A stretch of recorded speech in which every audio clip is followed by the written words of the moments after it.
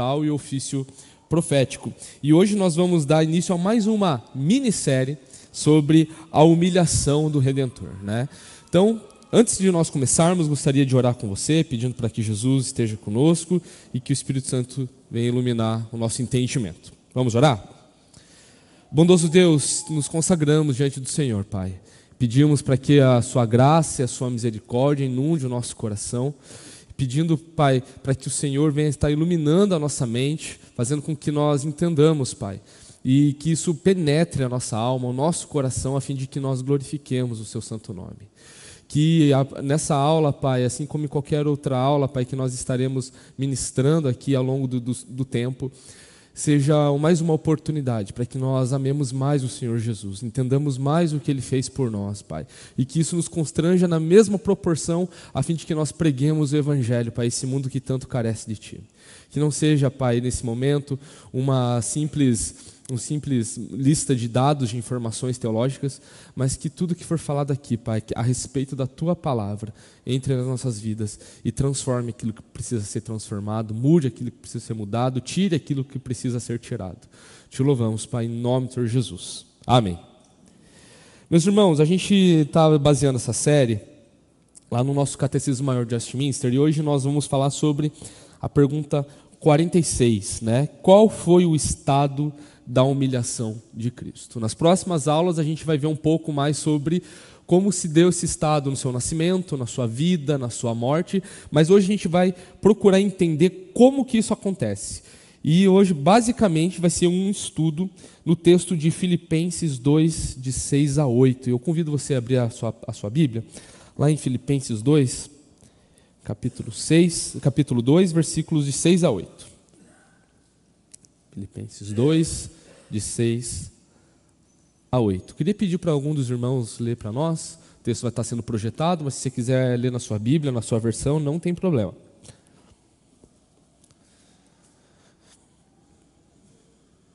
Eu leio então. Filipenses 2, 6 a 8. 6? Isso, 2, 6 a 8. Que mesmo existindo na forma de Deus, não considerou ser igual a Deus algo que deveria ser retido a qualquer custo. Pelo contrário, ele se esvaziou, assumindo a forma de servo, tornando-se semelhante aos seres humanos. E reconhecido em figura humana, ele se humilhou, tornando-se obediente até a morte, e morte de cruz. Esse texto ele é bem emblemático, né? Vamos primeiro falar aqui, nesse texto, algumas implicações e também alguns potenciais erros que algumas interpretações trazem para nós, né? Nós vemos aqui que Jesus, né, sendo, né, Deus, nós já definimos isso muito bem, né? Que Jesus ele é Deus, tá certo? Mas que também Jesus é ser humano, 100% Deus, 100% humano. Então nós vemos que Jesus, ele se coloca numa condição inferior, né, para realizar então assim, o plano da salvação. E isso aconteceu por nossa causa, por causa do nosso pecado que nós cometemos juntamente com Adão lá no Éden, né? Então nós vemos lá que o Senhor Jesus, ele sendo na forma de Deus, a gente já vai ver o que significa isso, né? Ele se despe de toda a sua glória, como nós lemos no texto, né?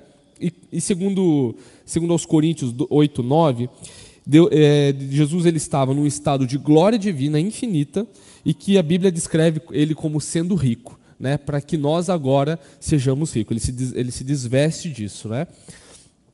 Então ele se encarna, então ele se esvazia disso tudo, não o seu direito, mas da sua condição ali, sem deixar de ser Deus. Isso é importante a gente afirmar, tá, gente? Porque a gente já vai cair aqui numa heresia muito, muito antiga, né, que entendia basicamente que Jesus ele se esvaziou da sua divindade. E isso com certeza não tá correto. Jesus ele não deixa de ser Deus, né? Isso é muito importante, por mais que seja uma heresia antiga, e eu e o pastor Patrick, a gente já falou algumas vezes aqui quanto às heresias que acontecem, que basicamente, na sua grande maioria, elas acontecem atentando contra a pessoa do Filho. E que essas heresias, por mais que elas sejam antigas, elas se replicam hoje. Estudando um pouco para a aula de hoje, né, eu encontrei um vídeo de um pregador coach. Já ouviram essa expressão, o pregador coach? A pessoa que fala que você é o centro do coração de Jesus e que Jesus ele quer te ver bem.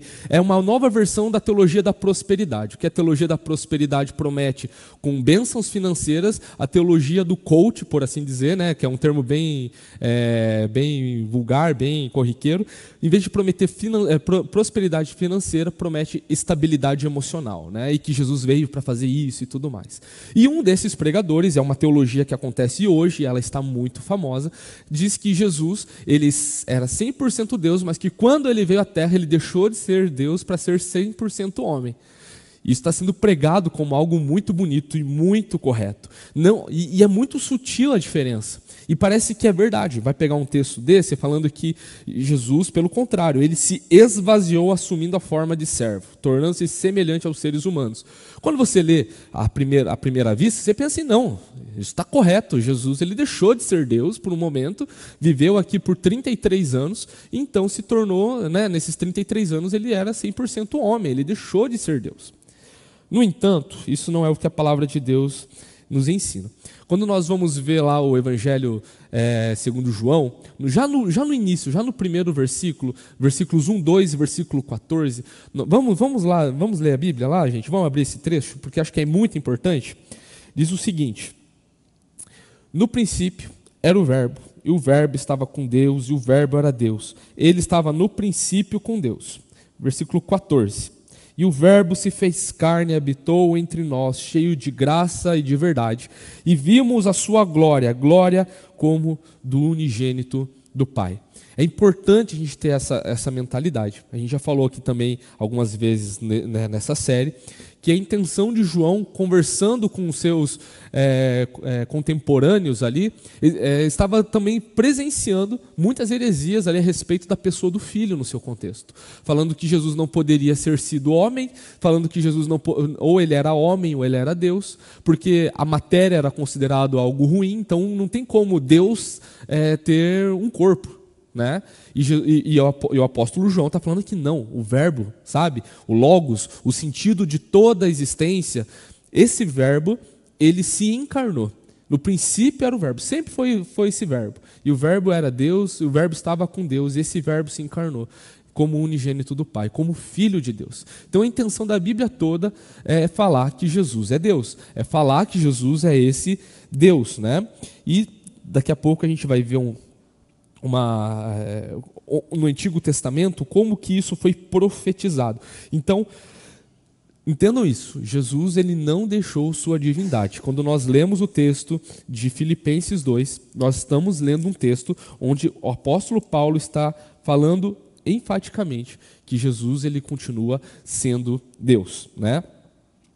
E essa posição, como nós vimos aqui, né, no texto, é uma posição, a sua forma, posição, condição era de servo. E nós encontramos lá num texto muito conhecido por nós, que é o texto de Isaías 53, que fala sobre o servo sofredor, né? Convido você mais uma vez a abrir a palavra de Deus. Lá em Isaías capítulo 53, nós vamos ler 2 versículos. Isaías 53.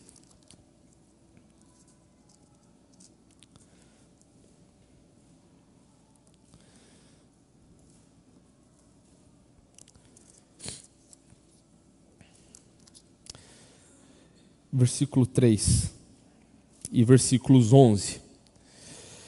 Versículo 3 diz o seguinte, de Isaías 53. Era desprezado e o mais rejeitado entre os homens, homem de dores, e que sabe o que é padecer. E como um de quem os homens escondem o rosto, era desprezado, e dele não fizemos caso. Versículo 11.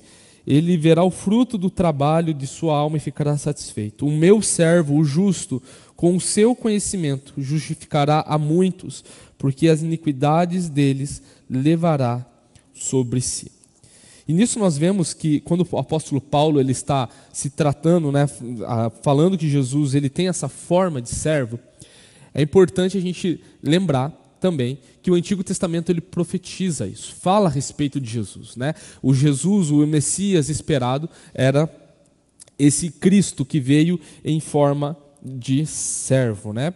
Mas eu gostaria agora de fazer aquela perguntinha que eu sempre gosto de fazer, aquela pergunta que deixa você assim, às vezes em silêncio, mas eu gostaria muito de ouvir, e eu faço questão de ouvir de alguém, pelo amor de Deus, Jesus, toca os corações, sobre essa pergunta aqui. O que significa existindo na forma de Deus? Agora eu quero ver.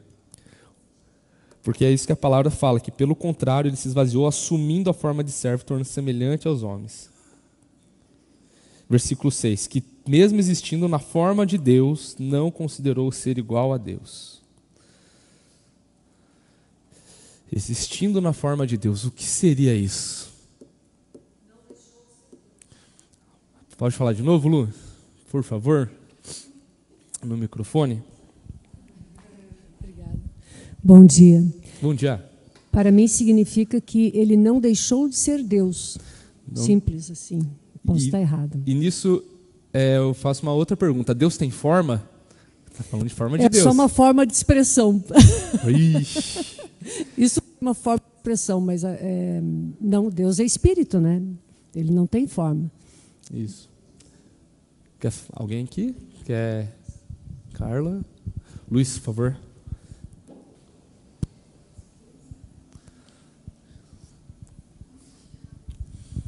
Eu imagino, posso estar errado, né, que ter se referindo ao cumprimento da palavra.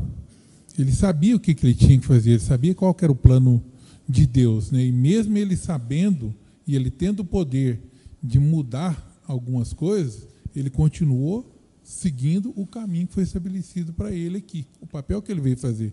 Então, é o cumprimento fiel da palavra de Deus. Ele existindo como Deus, sabendo o que ele tinha que fazer. É uma boa resposta. Carla, por favor.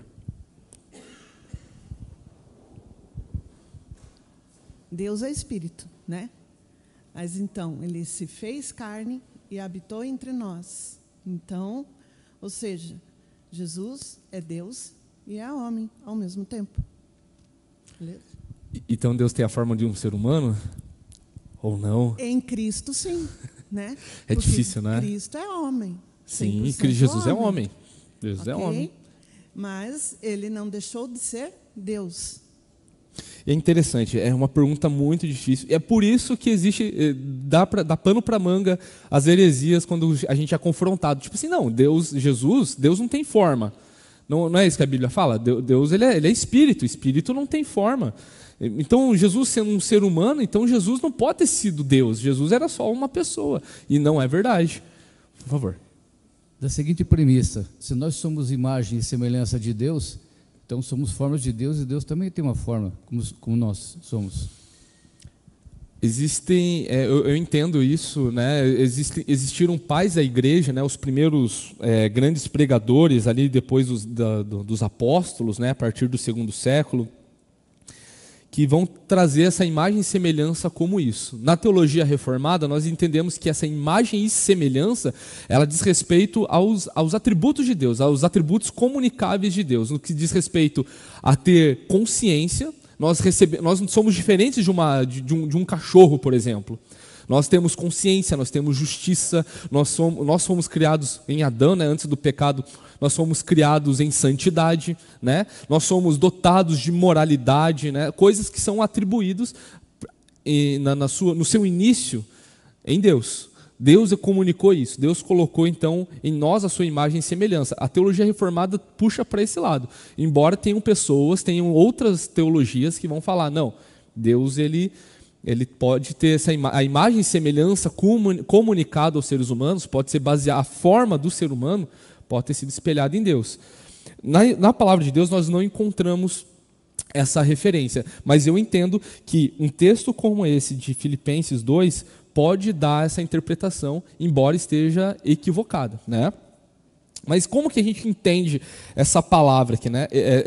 Essa sentença, existindo na forma de Deus. Existem duas palavras aqui que é importante a gente pensar: existindo e forma. A gente precisa entender isso, né? Quando nós vamos pegar o texto bíblico no original, no grego, nós encontramos que para a palavra existindo, a palavra grega ali é esquema, ou condição, tem o sentido de condição, de estar habitando, de estar aparecendo, de existir mesmo, né? E a palavra forma, que significa, que é forme, né, no grego, e essa palavra forme, ou forma, né, na nossa tradução, ela se refere àquilo que é anterior, aquilo que é essencial e permanente na natureza de uma pessoa. E o existindo, né, como Paulo fala ali, é um termo que aponta para seu aspecto externo, acidental. E quando eu falo acidental, é aquilo que é tangível, aquilo que é tocável, tá, gente? Aquilo que é aparente. Então, quando Paulo fala assim, existindo na forma de Deus, e é importante a gente continuar lendo o texto, né? Porque ali a gente vai ver no final do versículo 7 e no versículo 8, que Jesus aprove fazer isso na forma de um ser humano. Então, o que o apóstolo Paulo está querendo dizer é o seguinte: sabe esse Jesus que vocês estão vendo aí como homem, como alguém que se identifica e se colocou como um homem simples, que é um homem que mesmo sendo Deus, não pega tudo para ele e diz eu sou Deus? Então, esse simples homem que vocês conheceram, que vocês tocaram, como o apóstolo João falou, que vocês sentiram o cheiro, que vocês conversaram, que vocês choraram com eles, esse mesmo homem se mostrou ser Deus, se mostrou que a sua natureza, a sua forma, o seu interior, aquilo que ele é em essência, ele demonstrou ser Deus. Quando nós olhamos para os evangelhos, isso fica bem claro. Jesus, ele sendo um homem, Jesus ele era muitas vezes desprezado, como a gente viu ali na profecia do profeta Isaías. Ele era visto como um homem comum, né? Hoje, só um parênteses aqui, hoje existem muitas tentativas de falar qual era a aparência de Jesus, se Jesus era alto, se Jesus era baixo, se Jesus era branco, se Jesus era negro, se Jesus era asiático, tem tudo isso. Mas a palavra, já pararam para pensar que a Bíblia, por mais descritiva que ela seja, e ela descreve muitos personagens, não descreveu a aparência de Jesus, porque o que implica é que a sua aparência não era uma aparência tipo, nossa, meu Deus, que chamava atenção. Era um homem comum, como eu, como você, uma pessoa. Quando o profeta Isaías fala que nele não havia beleza, não é que Jesus era feio, né? É porque era alguém que não, tipo, assim, tá andando na rua, beleza? Fala, Zé, beleza? Como que você tá? Tudo em paz? Era assim, uma pessoa como eu, como você, uma pessoa comum, né? Jesus, ele se encarnou dessa forma. Ele era alguém que conhecia todo mundo ali, que estava junto com todo mundo. Era uma pessoa que tinha uma profissão, né? Uma pessoa comum. Mas mesmo assim, em todo o seu ministério, essa pessoa comum existindo, se manifestou na forma ali de Deus. Se manifestou, realizou milagres, foi assim, acalmando a tempestade, sabe? Foi andando sobre as águas, foi multiplicando pães e peixes naquele sentido ali, naquela existência de homem comum. Um homem comum como eu, como você que está aí, né? Alguém quer? Pode falar, Nicolas. Essa questão que você acabou de tocar, a questão do poder de Jesus, por exemplo, acalmar a tempestade. Ele não fez isso no poder do Espírito Santo, no sentido assim, até conversei uma vez com o pastor Patrick sobre essas questões, se Jesus é Deus e ele se esvaziou, ele tinha o poder como Deus, ou o poder dele estava vindo, vamos dizer assim, exclusivamente do Espírito Santo, no sentido igual qualquer um de nós, quando a gente acaba realizando um milagre, é pelo poder do Espírito Santo. E nesse sentido que, pelo menos o pastor Patrick me falou, que assim, quando Jesus realiza milagres, não é pelo seu próprio poder, mas no poder do Espírito Santo. Não sei se deu para entender. Por favor, Carla, eu gosto dessas perguntas cruzadas, assim. Eu já não concordo, porque eu acho que Jesus não deixou de ser Deus. Ele era dotado do poder de Deus. Ele é o próprio Deus. Se ele é o próprio Deus, ele não depende do Espírito Santo agindo por ele. É no sentido de que ele esvaziou, por isso que pastor Patrick... Alguém mais? Ó. É assim que é bom, gente participando, assim que é bom. Ali no versículo 8, quando ele fala que ele se humilhou, tornando-se obediente até a morte de cruz. Ali, para nós, é um aprendizado, porque ele não murmurou, ele não reclamou, ele foi obediente. E nós, às vezes, situações que a gente passa, reclama, murmura, e isso é um aprendizado para nós. Olha a obediência que ele só estava sendo obediente, e nós fazemos isso? Alguém mais quer contribuir? Aqui, ó, tem 2 pessoas. Amanda, por favor. O meu é mais uma pergunta. Eu posso ter perdido o contexto de alguma coisa, já que eu me distraio muito fácil, mas existe essa coisa na Bíblia de Deus, Espírito Santo e Cristo, né? Não entendi, Deus, desculpa, Cristo, Amanda. Fala um pouquinho mais alto. Tem essa coisa de Deus, Cristo e Espírito Santo, né? Sim, a Trindade. Então, de alguma forma, sim, de fato, Deus é onipresente. Ele está em todos os lugares. Mas tem alguma forma dele se dividir em outra coisa para assumir uma certa forma? E isso foi Jesus? Tipo, Deus na Terra? Não, Jesus ele é a imagem do Deus invisível. Isso é algo assim, é um mistério, né? É uma coisa que eu estava dando uma olhada nesse sentido. O pastor Lucas estava falando sobre o texto aqui da devocional e falou sobre Paulo, ele queria continuar pregando sobre esse mistério, né? A palavra mistério ali no grego, ele tem o sentido daquilo que é guardado apenas para alguém divino, né? Então, entender que Jesus, ele é esse Deus trino, que mesmo assim, não precisando, foi e se encarnou, é algo assim que não é porque não dá para explicar, é que realmente é algo que somente Deus entende. E por causa disso nós precisamos, muitas vezes, exercer a fé. A gente pode especular, a gente pode conversar, a gente pode entender, buscar entender na teologia como que as coisas acontecem, mas, no entanto, tentar explicar como Deus se encarna, como Deus, Jesus é 100% Deus e 100% homem, isso não anula uma coisa da outra, é algo assim que somente a Trindade entende. Como que se encarna, como que vive, né?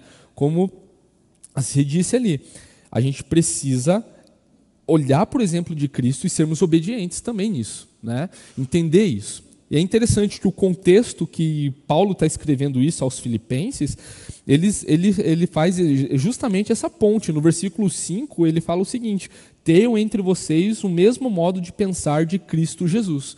Aí ele continua falando com o texto que nós lemos agora no início, né? Então, quando nós estamos falando da forma de Deus, quando nós estamos falando de Jesus, existindo na forma de Deus. Ah, verdade, tinha o Edmilson que queria falar e tinha o Henrique também. Tem um comentário aqui de Genebra, né? Uhum. Ali que fala assim, referindo-se à expressão a si mesmo se esvaziou. Não diz que Cristo tirou de si sua identidade como Deus. O significado da frase é que ele a si mesmo se humilhou, deixando o seu status celestial, não seu ser divino. A natureza de se esvaziar-se a si mesmo é definida em 3 frases que seguem: assumindo, tornando-se e reconhecido. Ver a humanidade de Jesus. Então, eu entendo que a expressão se esvaziou, como o comentário fala aqui, né, não quer dizer que Cristo deixou de ser Deus. Ele apenas renunciou, naquele momento, o status de ser divino do celestial. É um assunto que deixa a gente com uma pulguinha atrás da orelha, né? Carla, por favor. Ah, que aula boa. Obrigado, Jesus. Todas as aulas são muito boas, mas essa todo mundo está falando. Isso daí, meu Deus, Deus é bom. Por favor, Edmilson. Então, Jesus sendo Deus também, mas eu entendo que ele sempre, tudo que ele fazia, todos os seus atos, era para glória de Deus Pai. Perfeito. Né? Ele nunca atribuía para si os milagres, as curas, as maravilhas que ele fazia, nunca ele atribuía para si. Sempre a dar glórias a Deus Pai. Exatamente. Né? Exatamente, perfeito. A gente já vai falar um pouco sobre isso. Obrigado, viu, Edmilson? Vou tocar nesse assunto daqui a pouquinho. Eu acho que é importante a gente não desmerecer o fato da santidade de Jesus. Ele é homem, ele se esvaziou da sua divindade, ele podia estar lá em cima com Deus, mas não, ele se esvaziou, se humilhou no sentido de se tornar uma criatura como nós.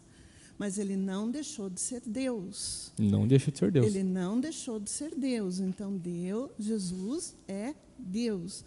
E, por ser um humano como nós, sofreu como nós, sentiu fome como nós, sentiu sono como nós, mas ele não pecou. Essa é a diferença. E nos ensinou a nos mostrar como nos aproximar de Deus.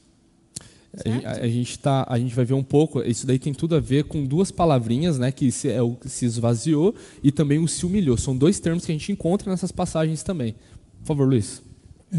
Você falando aí da forma, até pegando o que a Carla falou, a Márcia estava me lembrando aqui, ontem nós estávamos fazendo a leitura da Bíblia e nós lemos lá o Evangelho de João, em que Jesus vai para Samaria e encontra a mulher samaritana no poço de Jacó.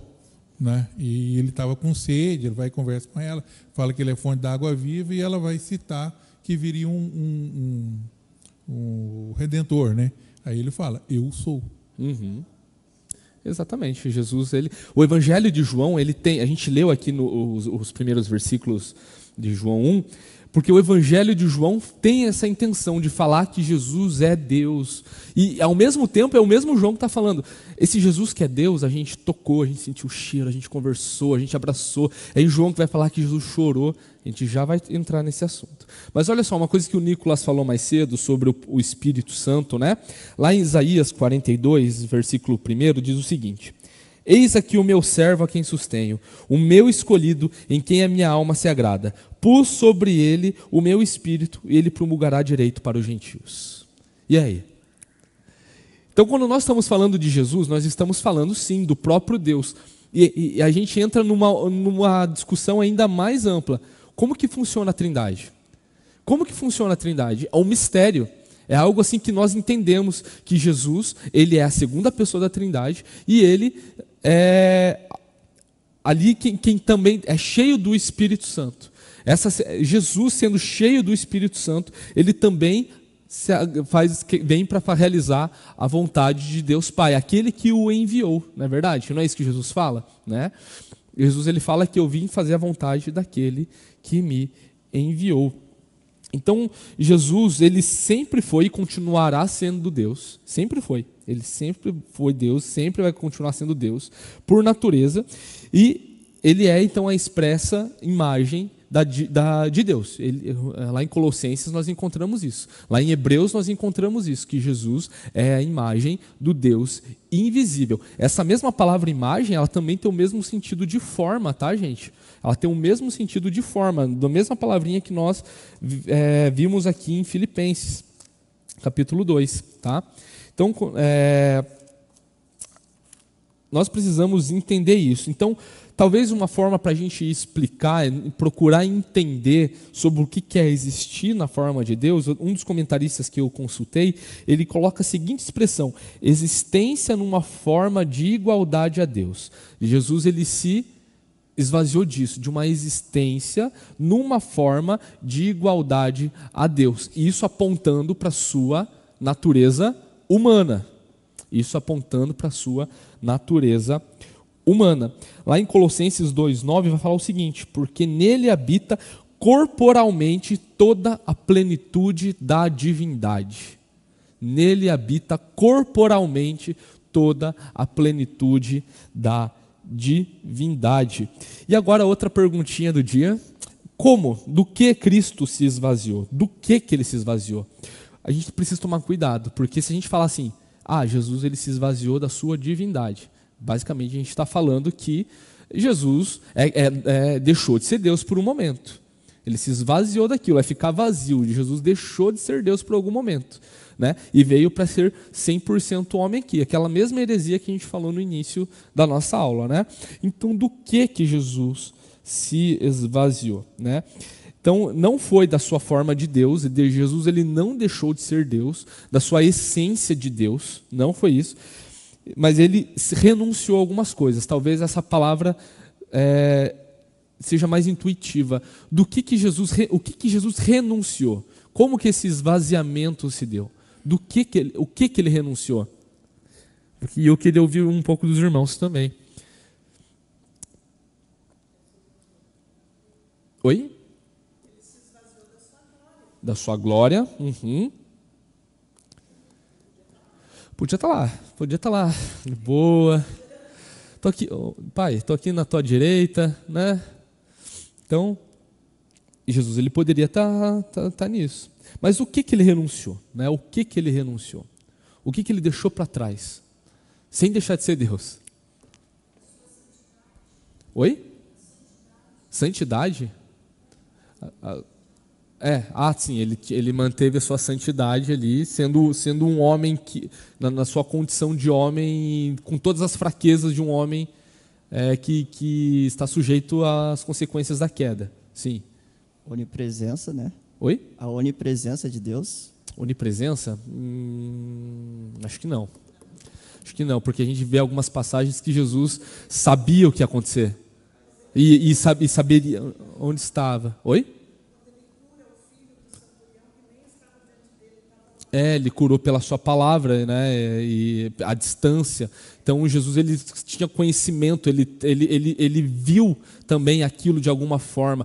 Aquilo que a gente já falou, os atributos incomunicáveis de Deus, a gente só especula, a gente teoriza, a gente dá nome ali para tentar explicar o que é. Mas ninguém sabe o que é ser onipresente, ninguém sabe o que é ser onisciente, ninguém sabe o que é ser onipotente. Henrique, por favor. Como que é? Eu gostei. Status celestiais. Exatamente. Putz, é muito legal essa expressão, seu status celestial. Então aqui nós podemos pontuar dentro disso esse esvaziamento, né, dessa renúncia de Jesus, pelo menos em quatro pontos, né? Em primeiro lugar, nós podemos ver que Jesus ele renunciou sua relação favorável à lei divina.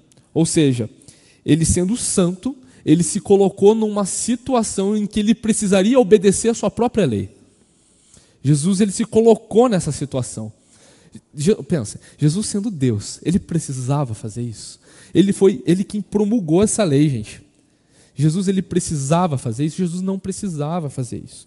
Jesus então ele se coloca numa situação abaixo para que ele esteja também submetido à sua própria lei, à sua lei divina.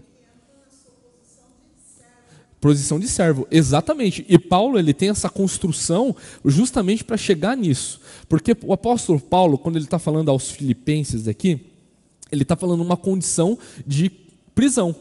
Paulo está preso também. Foi no mesmo período que ele escreveu Colossenses, o mesmo texto que a gente lê hoje pela manhã, né? Paulo estava preso. E Paulo estava falando não apenas da alegria, né, que a carta de Filipenses fala muito sobre a alegria na salvação, a alegria em Jesus, mas também está falando sobre a humildade, que a humildade é esse pivô para a alegria plena.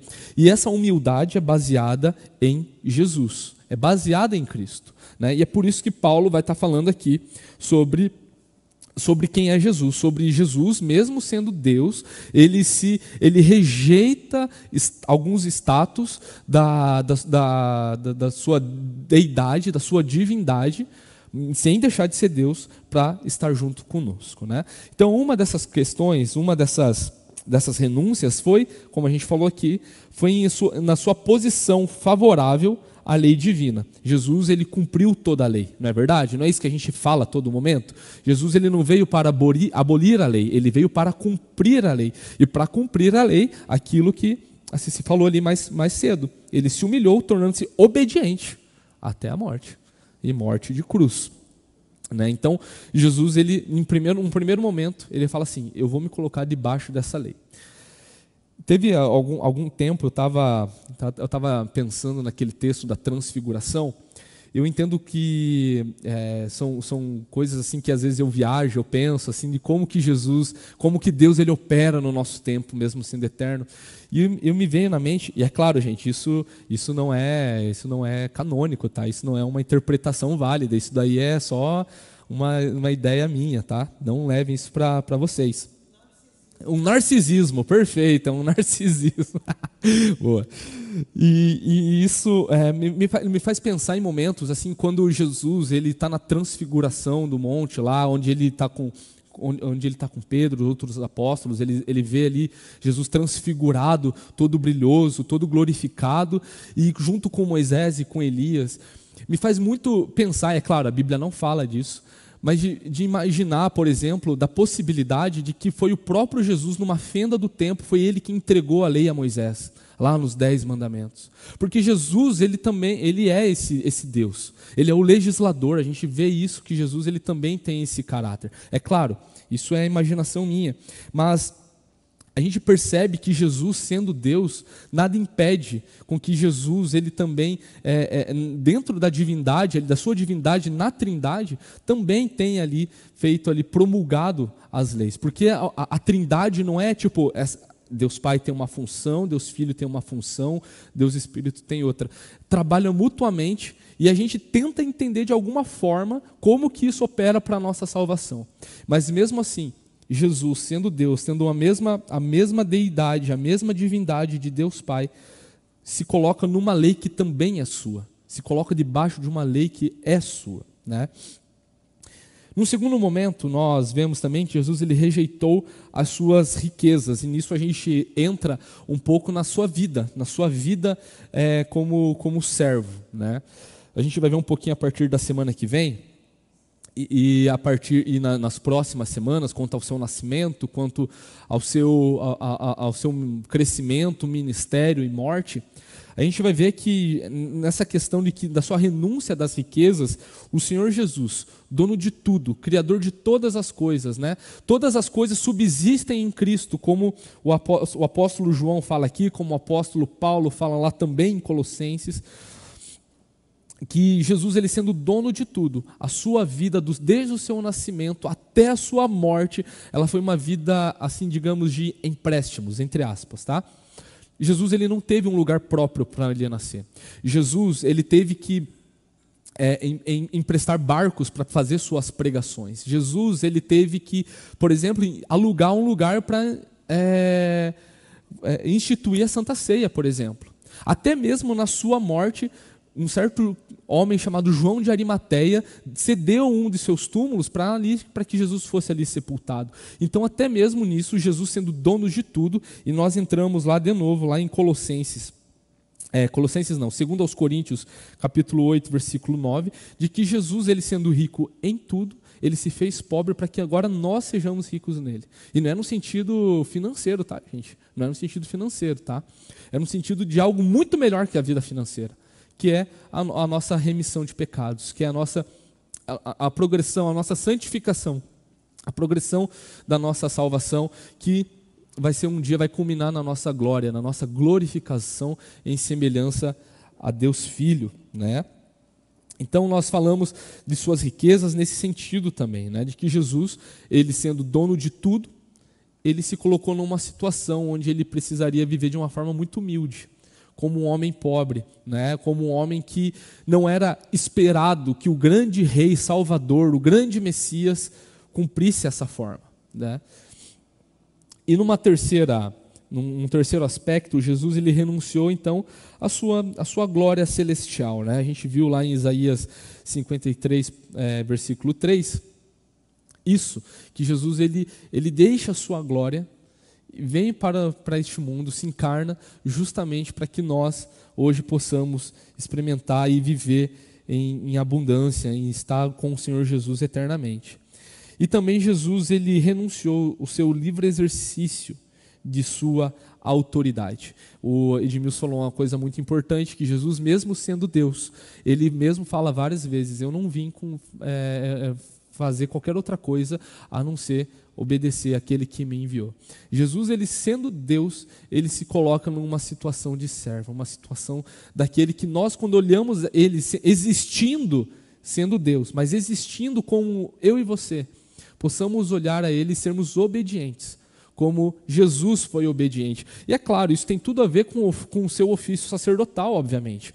O ofício sacerdotal ali apontava para Jesus numa figura de um homem que precisava ser obediente, precisava ser purificado, a fim de oferecer sacrifícios para o seu povo. A gente falou isso há cerca de 2 semanas, um pouco sobre o ofício sacerdotal, onde essa santidade, ela precisava, era fator assim indispensável da vida de Jesus. Toda a sua obediência, toda a sua relação de ser humano que Jesus teve, ele precisava também refletir na exigência dessa santidade que Deus Pai exigia em relação ao mal que é o pecado, né? Então, Jesus, ele abdicou de todas essas coisas, não com referência na sua divindade, mas na sua humanidade. Porque ele, mesmo sendo homem, e mesmo sendo Deus também, ele não usurpou isso para si mesmo. E é isso que o apóstolo Paulo fala aqui. Pelo contrário, né, ele se esvaziou assumindo a forma de servo. O versículo 6 fala assim: não considerou ser igual a Deus, algo que deveria ser retido a qualquer custo.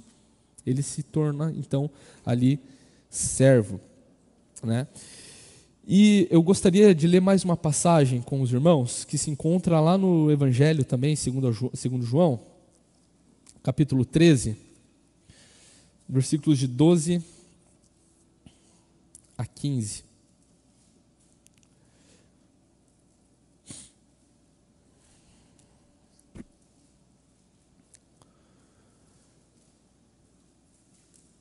João capítulo 13, versículos de 12 a 15.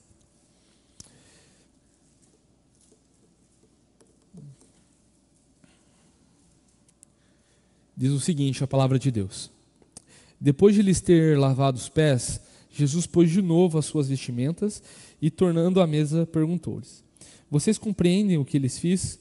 Vocês me chamam de mestre e de senhor, e fazem bem, porque eu sou. Ora, se eu, sendo senhor e mestre, lavei os pés de vocês, também vocês devem lavar os pés uns dos outros, né?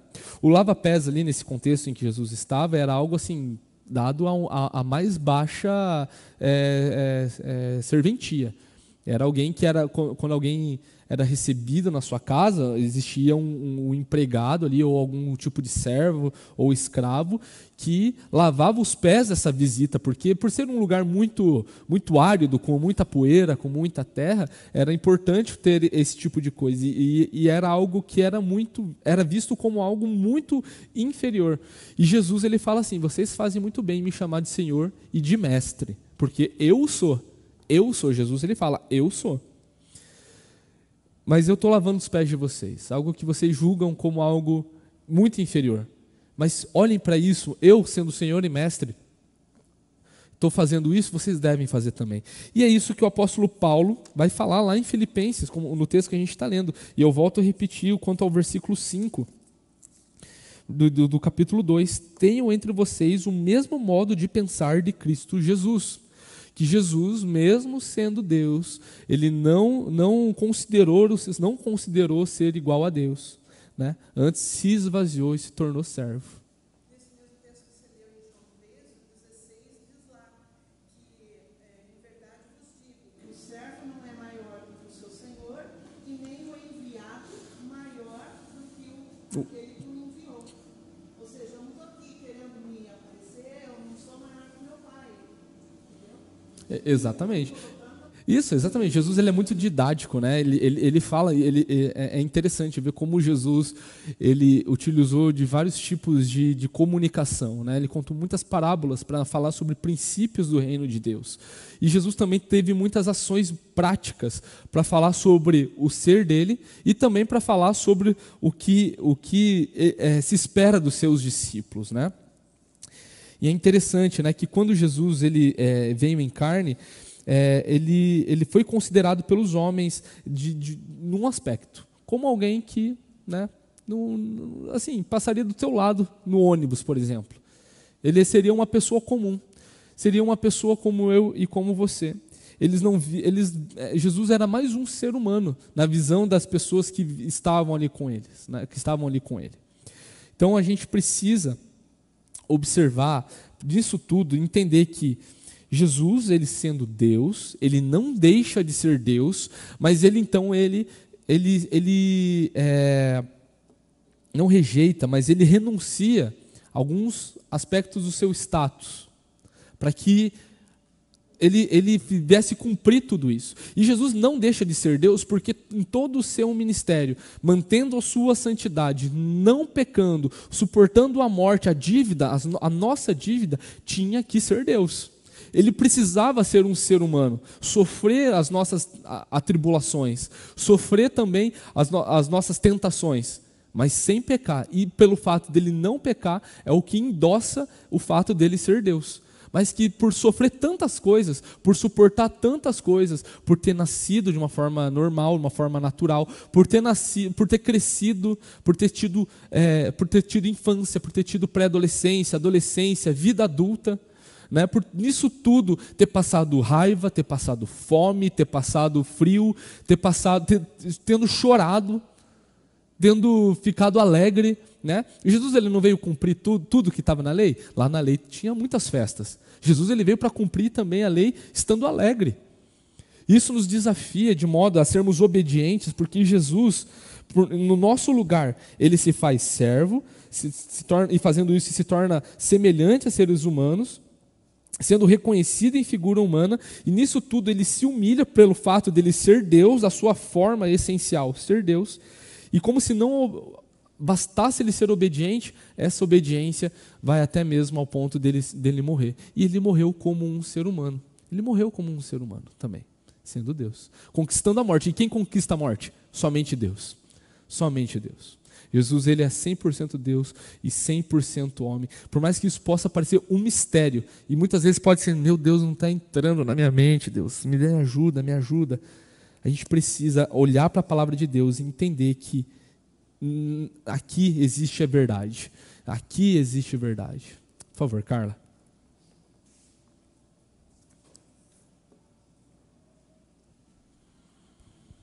E eu acho que o importante também de tudo isso é a gente ver que Deus, com isso, enviando Jesus, está nos dizendo assim, olha, eu quero estar junto de você. Você pode se aproximar de mim. Deus não é um ser intangível, que a gente não consegue se aproximar, que Ele não tem uma vida conosco. Não, Ele viveu, Ele vive conosco, Ele está do nosso lado, Ele sofre as nossas dores, Ele entende o que a gente está passando. Só basta a gente reconhecer e buscá-lo e estar na presença dele e tê-lo como um amigo, como a gente tem, assim, eu e você e todo mundo aqui, a gente se conhece. É esse tratamento, é esse relacionamento que ele busca conosco. Eu acho que é importante a gente ver nessa vida de Jesus aqui, esse relacionar-se. A gente ver que, cara, a gente pode se relacionar com Jesus de uma forma próxima. Ele quer ser próximo a nós. O fato da encarnação, ela é a prova cabal disso, né? É Deus conosco, Emmanuel, é Deus conosco. Estou vendo ele de longe lá. Eu sou um ser miserável, não tenho condições de falar com ele. Muito pelo contrário. Jesus, ele possibilita de uma forma certa, de uma forma assertiva, de que agora nós, como o próprio livro de Hebreus fala, podemos chegar confiadamente diante do trono da graça. Podemos fazer isso. Antigamente não era assim. Antigamente era só o sumo sacerdote. E agora, em Cristo, que cumpre isso, a gente pode nos aproximar tranquilamente diante do Senhor. É por isso que é tão importante um texto como na devocional de hoje, quanto à oração, né? A gente olha para um texto daquele, a gente fala assim, orar é uma coisa tão comum, mas daquela mentalidade dos crentes do primeiro século, passaram assim cerca de 1000 anos de ofício sacerdotal, que era uma condição que somente os sacerdotes tinham. de se voltar diante de Deus. Então, quando Paulo ele está falando assim, ó, continuem orando, vocês entenderam que vocês precisam orar. Quer dizer que vocês estão entendendo que agora nós temos relacionamento pessoal com Deus. E é interessante entender que o Espírito Santo, ele é Deus em nós também. O Espírito Santo é Deus em nós, ele habita em nós. Então, é a forma mais próxima de citar de alguma pessoa. Então, quando nós precisamos olhamos para a Bíblia, nós precisamos entender que Jesus, ele sendo Deus, ele não deixa de ele se torna homem sem deixar de ser Deus, a fim de que nós hoje tenhamos esse relacionamento. Jesus também está nos falando que, vocês só vão ter realização, vocês só vão ter alegria de fato, vocês só vão ser ricos de fato se vocês estiverem a mim, se vocês estiverem próximos a mim. E que missão complicada por causa do nosso pecado. É por causa do nosso pecado que nós muitas vezes rejeitamos essa verdade. E pensamos que Jesus ele está longe de nós. Pensamos que Jesus ele é alguém que veio e foi embora. Que talvez, quem sabe, um dia vai voltar. Não, aqueles que conhecem de fato o Filho, conhecem o Pai, sabe, e tem relação mútua com a Trindade. Porque Deus em si é comunidade. Deus Pai, Deus Filho, Deus Espírito Santo é comunidade em si. Aquela imagem e semelhança que foi falado mais cedo também reflete em nós isso. Reflete em nós isso. Nós precisamos viver em comunidade, em união, em amor fraternal, sendo servos uns dos outros. Não é isso que a palavra de Deus nos ensina? Não é isso que Jesus ensina aos seus discípulos? E sermos obedientes. E se for preciso até mesmo morrer por causa dessa obediência, nós precisamos estar firmes diante disso. Por enquanto, nós não sofremos ainda perseguições de uma forma ativa. Não vou ser ingênuo de falar que a gente não sofre isso. Muitos irmãos nossos sofrem perseguição de uma forma muito ativa em outros lugares do mundo. E nós muitas vezes, no nosso conforto, nós não vemos a preciosidade que é estar aqui, juntos uns com os outros. A preciosidade de viver em comunidade. E Jesus, sendo Deus, ele não hesitou em cumprir isso na plenitude do tempo, como diz lá em Gálatas 4:4, que quando o mundo todo já estava preparado de uma forma intencional a fim de que todo mundo conhecesse o Evangelho, Jesus ele veio. Deus preparou toda a história, todo o momento ali geográfico para que Jesus viesse, para que o seu Evangelho se expandisse, a fim de que nós vivamos como um só povo, um só corpo com Cristo. O corpo ele não é, não é a mãozinha da família Adams assim que fica andando para cima e para baixo. O corpo é nós, todo mundo reunido, de forma quando um pedaço do nosso corpo sofre, todo mundo sofre. É isso que a palavra de Deus fala, Então, meus irmãos, alguma pergunta, alguma consideração que vocês queiram dizer? Alguém? Amanda, por favor.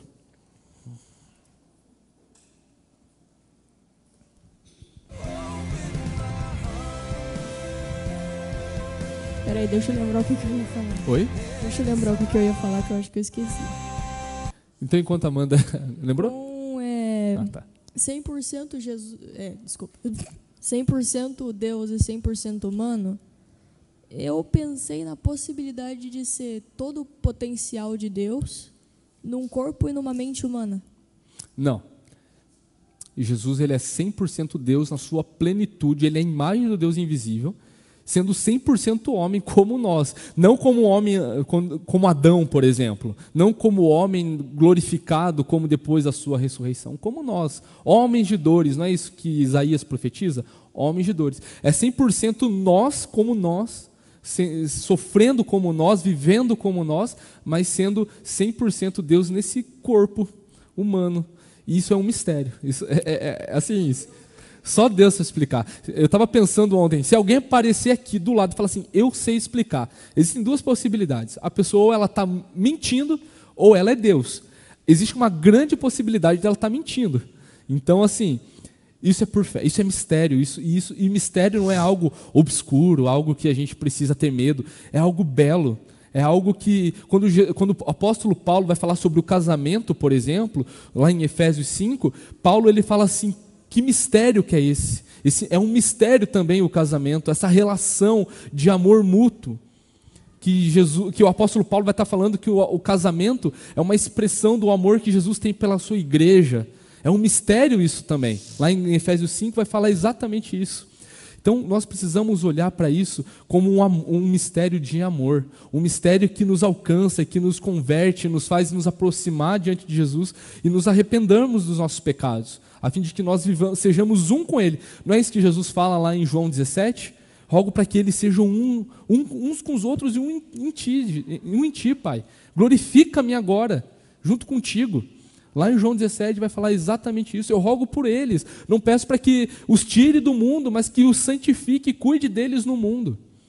Nós precisamos olhar para Jesus e entender que mesmo Ele sendo Deus, suportou tudo como homem e não pecou, a fim de que agora nós possamos viver a sua vida, para que Jesus habite em nós. Amém? Mais alguma pergunta, alguma consideração? Então vamos orar.